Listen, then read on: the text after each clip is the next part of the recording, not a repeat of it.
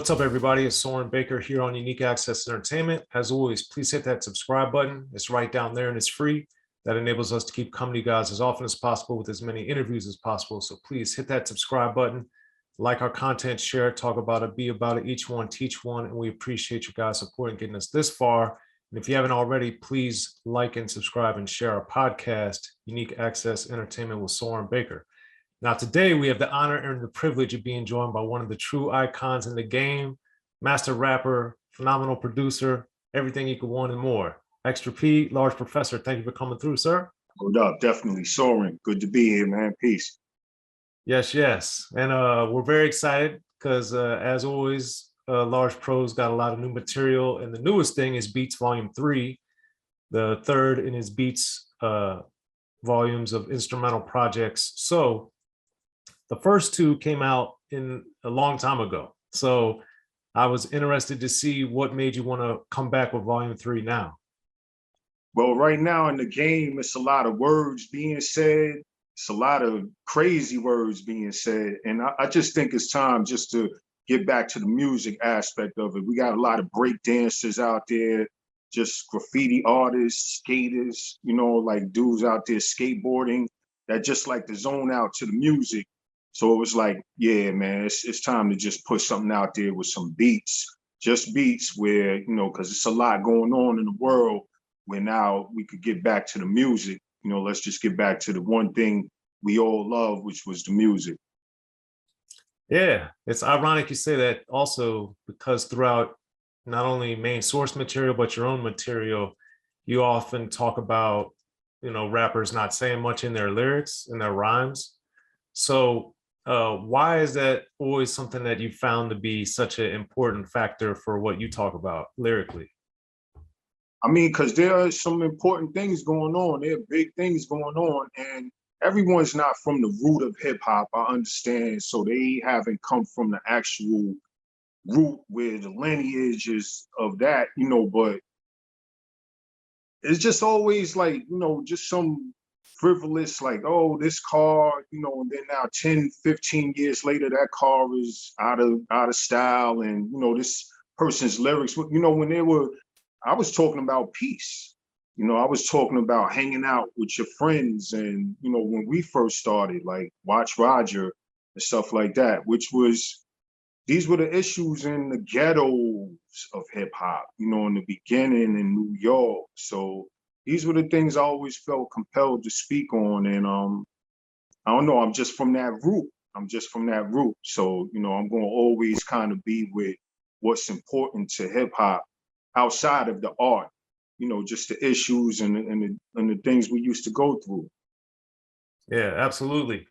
And on Beatz Volume 3, Let It Fly kicks it off. And I really wanted to speak on something that I think is one of the hallmarks of your work, which is on Let It Fly. The mixing and the separation of the tracks sonically, I think is so excellent. And I wanted you to really break down for the listener because of how music has evolved. We get so much compression and we don't get this separation of the tracks as much, I think, as we used to. And I listened to Beatz Volume 3 on my headphones because I wanted to get that extra experience, and real headphones, not little things in your ear. Like, yeah. Because I really wanted to get into it, and Let It Fly, I thought kicked it off phenomenally. So mixing wise, I just wanted you to explain the importance for you separating the tracks and getting the sonics so clear and crisp like that. Well, the mixing came from my man EQ, Chris EQ Pinto, and he did a great job, but it's just a traditional way of mixing, you know, how we always did, which the game needs now. A lot of what's going on is digital these days with the machines, the drum machines, the computer programs, you know, the doors and all of that.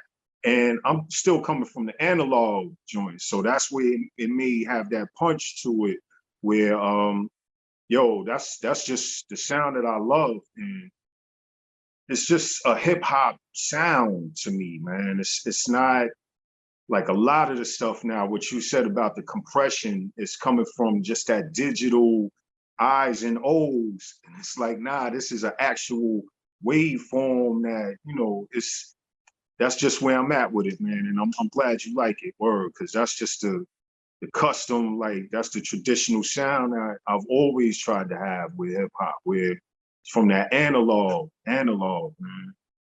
Yeah, I think there's a lot of power in that sound, and that was one of the things that made me gravitate toward rap was especially the drums and the percussion, which of course drives a lot of the stuff that we grew up loving and listening to. But Yeah, that's hip hop. The drums are hip hop. Yeah, definitely. yeah, and it was crazy because I fell in love with rap when I was 10, but I didn't until a little bit later. I didn't understand that the drums are one of the main reasons why I loved it so much, and then it made perfect sense. Yeah, I mean, yo, in the park jams, yo, people, it's so crazy to think that people would stand in the park for hours just listening to different drum breaks. Like, and then there would be a little piece of music that the DJ would cut in. But for the most part, it's just drum breaks. Even, I mean, as far as like we were just having park jams. I mean, they still having park jams, but we were having park jams uptown, and it was still the same way. And it's just a beautiful thing, or definitely. Absolutely. Also on Beats Volume 3, you got Jettin'. And that one I liked because the flutes and how it was smooth, but it kind of had a juxtaposition because it was faster and it seemed more urgent than Let It Fly. So with Jettin', I wanted to get into the kind of the construction of that one because it's so different than Let It Fly. Right. Yeah. Nah. Jettin' is. I had B-boys in mind. Well, really, this whole project I kind of had outside of rappers, like just all the other aspects of hip hop, like, and so Jettin' was just one of those joints. Flew on many planes, and yo, it just gives me that vibe, like, yo, we going fast right now, like, because hip hop kind of has taken a really slow tempo lately, and it's just like, yo, let's get back to that b-boy kind of just jetting kind of tempo, and that's what that was. Yeah, well, speaking of that, B-Boy Delight, I thought that one, even without knowing the title of that track, I could literally vision people like windmilling and doing all the different moves, all the break moves, man. And I was just like, that to me was a perfect one. So did you work on the beat for B-Boy Delight first, or did you have the concept and then try to match it? Well, I mean, I definitely had the beat. And then when it was time to name everything, I kind of said like, all right, well, this is that B-Boy joint. So just B-Boy Delight. A lot of these I tried and tested in different places, and I saw the reactions. So, it was just fitting, just name that one B-Boy Delight.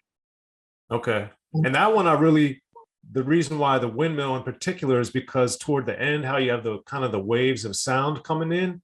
And right. I can imagine the people spinning exactly as I was hearing it. So, okay, we in sync on that. And flipping on it, the thing about Sunday Night Soul, another track on Beats Volume 3, was that one was much more soulful, but it also seemed to represent and reflect a little bit more, to me at least, like a pain and a depth and a power with Saturday Night Soul. And that's one of the great things to me about Beats Volume 3 is, it's instrumental, but we all love instrumentals, even if we don't realize it. So for you to be able to add the soul and the pain and the depth to Saturday Night Soul, what was that significance for you? Yeah, that was just thinking about the hoods, like the hoods and how we relate to those sounds that, it's guys like, it's like the pain, like that kind of years of just soul and just people expressing themselves loudly but soulful, so I definitely wanted to get that out there too, man, for the hoods. Things like that, like the staircases, them little corner spots, and I've been in number spots. I've been all over where it's like, the people, the bars, all of that, like where people go and they kind of, just want to sit with some music that's really tugs at their soul, and that's what that is. And I think this is a good time to also address something that I always found it was weird when I would talk to people when they would say they didn't like listening to instrumentals, which I think that's ridiculous. But I also think, and Saturday Night Soul reminded me of this, is that when you have a good instrumental like that, especially one that is soulful and makes you think and has some power, it gives you freedom to think, I think, to me at least. Absolutely. Yeah. I mean, and these days, everyone's rapping though, too. I mean, a lot of people around me, at least, everyone's rapping. So it just kind of clears the air for people to kind of get their thoughts together and, you know, just everyone's rapping. So it's like, yo, go ahead, you could rap to it too, you know, that kind of thing. Okay.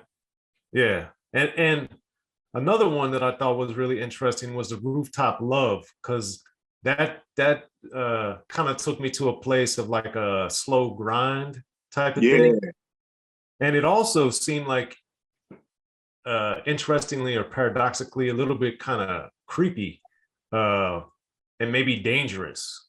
So what Yeah, were like the rooftop. Yeah, like the rooftop is dangerous. Like, so it's like, yo, you know, but it's just that it has an air about it that's just like, you know, like the heavens, like, you know, you on top of the roof and just whatever it is you love, you know, that's that rooftop love.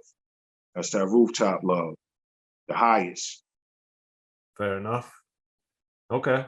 And on Hood Rich, I think is the most distinctive and the most pleasantly surprising to me, because I thought of kind of like being in England somewhere like Robin Hood or Right, right. That's what so. that, well, that's where hip hop is now. Everyone's rich now with hip hop. So it's like everyone should be able to relate. Like, you know what I mean? Like that's a thing. It's like hood rich now, man. It's like we hood rich now. We came from breakdancing in hallways to rappers now talking about the billions they have. You know, so it's like, yo, we hood rich now, man. And you should be able to relate to that. You know, everyone should be able to, all of them guys should be able to relate to that now, you know, hood rich. Yeah. And I think too it's important tied into that the growth and evolution of the music and the genre, that when people like yourself and others before you were getting started, there was no people didn't even know this could be a job or a career. Right. And then there was no range, like there was just soul. It was like soul or jazz or whatever. And like that hood rich joint is like something totally different. It's like, all right, this now we inducting this into hip hop now. We can add this like the flutes and the violins and all of that kind of stuff. So, hip hop could do anything. And speaking of that, how do you decide, and how did you decide on Beatz Volume 3, when and if to have the different type of instrumentation, and blending, taking it from different places, or having any people play it? Like, how did that work? Well, that was just a collection of beats, and just the different moves. It was like, all right, cool. This, we need a fast joint for the B-boys. We need something for today, like the hood rich joint. Like everyone's paid now, so we need something to see if they, could relate, and just the due process in making any project. Just just the thoughts and what you think the world needs to hear at the time. Okay, fair enough. And with Ancestors, that one to me sounded like the most regal, like there was an announcement happening.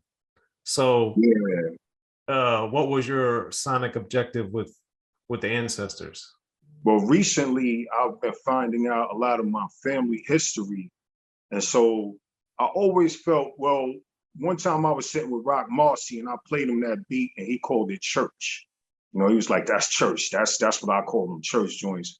And I was like, yeah, nah, I could hear that. But with the recent finding out of a lot of my ancestors, and then I heard that beat again, and I was like, nah, this is for the ancestors. Like it just has that traveling, like especially in the hook part of it, it just has a traveling away kind of vibe to it. Like, yo, a long distance away, there are people like rooting for you kind of vibe to it. And I just knew like, nah, that's one of them tributes to the ancestors right there.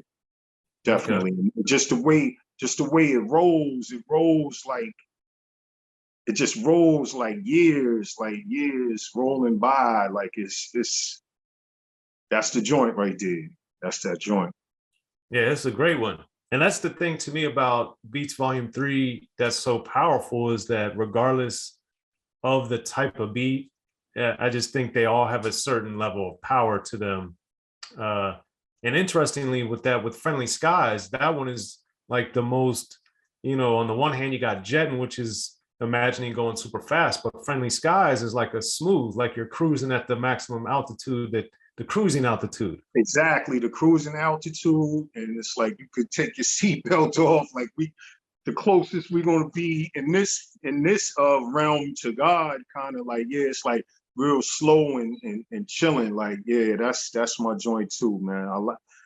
I listened to that a lot of nights, man. A lot of nights, man. I was like, I gotta share this with the world, man, because it's like that above the clouds kind of feel. Like, all right, we went through the turbulence. Now it's just smooth sailing, like, or Friendly Skies. And for you, Beatz Volume 3 aside, and for me too, I wanted you to speak on what type of peace do you get just from listening to music? Man, that's why I made it, because the peace that I get from, especially listening to beats. I mean, music in general, I just love, especially strong music that hits the soul. But with the beats, it's like, man, I gotta share this with the world without words on it, because sometimes the MC could be on or off, and it's like, you don't want the words to get in the way. So just to get the average listener, which hip hop, we're going on 50 years now. So we should be at that point where, someone could just listen to an instrumental and get their own vibe. Like I said, everyone's rapping these days anyway. So someone might try their hand at, saying a couple of words or whatever, or someone might just chill and just lay back and, jet off. But it's just a beautiful thing, man. Just after all these years, to just gather all of these sounds and just in a hip hop form and put them together, and people appreciate them. Yeah, absolutely. And then and Beatz Volume 3 ends with the GoPro. And I was interested because it's the last song on Beatz Volume 3, but it's also the longest, which I thought was intriguing. So why do you have it that way? Yeah, because that's how the pro go. That's the longest, that's the strongest right there, man. That's how we're gonna do it, man. But that's that's a fast one too. And it's just electric. It got the like, yo, it's crazy. It's like an electric kind of sound to it. And the feel of it is like, yo, there's more to come, man. Like, and it's like, yo, keep going, pro, go, pro, that kind of thing. You hear the little scratch in there. It's like, go, bro, like that kind of thing. So we moving with it. Yeah, and the drums on that one too are particularly powerful. So it's just so exciting to A, hear, but then B, your excitement, because I know you've been obviously doing it a long time. How do you find that you're able to still get the same level of satisfaction, it seems, as you did back in the 80s or early 90s? Man, it's just sticking to the music. For a minute, I have many songs talking about the industry and what the industry's doing and how I got gripes with the industry. And then one day it just clicked. It was like, yo, you didn't get, like, you love the music. And so it was just like, the music, man, you got to stick to the music. And anytime I stick to the music, that's my happiest with this. Now, and that helps me even deal with all the ups and downs and roller coaster of the industry and all the fads and things that come and go in the industry. It's like, nah, the music is what will remain. Like, all these fads and all of that, that's going to be something else. But the music, man, that's what we're here for. Yeah, I mean, that's the key, because Absolutely. that's what we got in it for love, Absolutely. And Absolutely. to be able to have a life and a career based around that is the blessing. It's not the end. Or calling, or it could even be a calling. You know what I'm saying? Like, I feel like it was a calling for me. It was like, yo, this is what you do to be positive, send some vibes out into the world where people can be inspired. And I constantly get people coming up to me like, yo, this inspired me, whether it's to do, you know, a lot of it is to do right. It's like, yo, you know, and I'm like, damn, well, that song could be a little edgy, and maybe just the edginess of that song is like, yo, that's helping me to do right. You know, just hearing all the craziness with the industry and just the world, like, you know, a lot of people come and they express that to me. Be sure to check out the History of Gangster Rap by Soren Baker. He's official. History of Gangster Rap features exclusive interviews with Ice-T, Snoop Dogg, MC Ren, the D.O.C, and dozens of others. The History of Gangster Rap, a definitive look at how Los Angeles changed rap forever. In Los Angeles, the streets definitely set the tone of the hip-hop music. At 19, I got a $50,000 car. My whole angle always was, I'll be street, but I will always tell you the horrors that go along with this life. There will be penalties and casualties for just wearing the wrong color in somebody's neighborhood. And once gangster rap made it from the streets to the TV, the genre exploded. With Fab 5 on Yo MTV Raps with NWA. Yo MTV, it just catapulted us from being local heroes to national gangbang rappers. The History of Gangster Rap discusses it all from 1980 up till today. It's always gonna be shit happening in the streets. You know what I mean? So it's always gonna be something to talk about. The History of Gangster Rap in stores now.